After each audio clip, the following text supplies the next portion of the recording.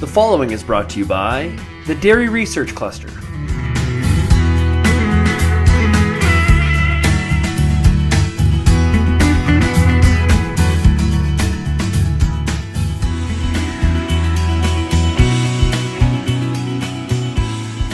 Research that we've done throughout Canada and in my case in Alberta was really focused at cow longevity. And if we want to measure cow longevity, we focus on cow comfort and lameness. So we really wanted to measure how good are we doing with giving our cows a comfortable environment to be a productive and long-lasting cow.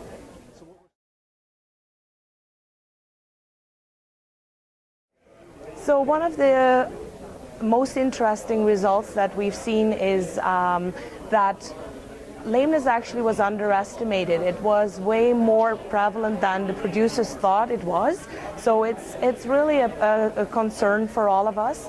And another thing was the lesions. We measured hock lesions, we measured knee lesions and neck lesions, and they're actually pretty prevalent. So the cows tell us the story that they live in an environment that is not really perfect for them.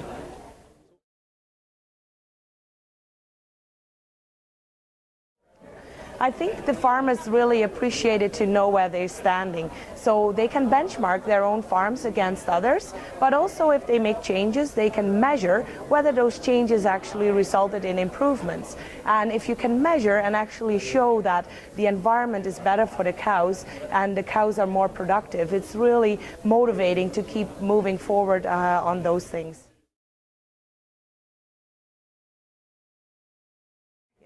So if we look at the outcomes of our study, there's differences between the provinces, and it will help experts like nutritionists, hoof trimmers, veterinarians to really tailor-make advices to their producers, because a cow in Alberta is not a cow in Ontario. In some cases it is, but there is differences, and we have to take those differences into account.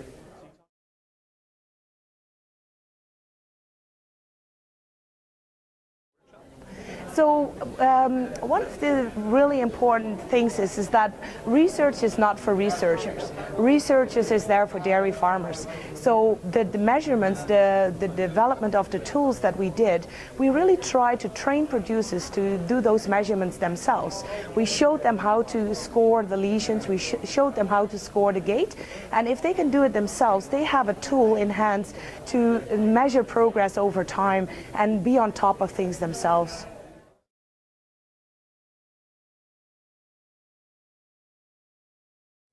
So I think most producers were convinced that the scoring system wasn't rocket science, it was something they could do, and they really saw the benefit in doing that, because if you don't really look at it in detail and measure what the differences between a healthy cow and a cow that has some lesions, if you don't pay attention to detail, it won't show. So you really need to have a scoring tool in hand that you can use, and it wasn't too difficult to be used by the producers, and a lot of them seemed convinced to apply it on farm.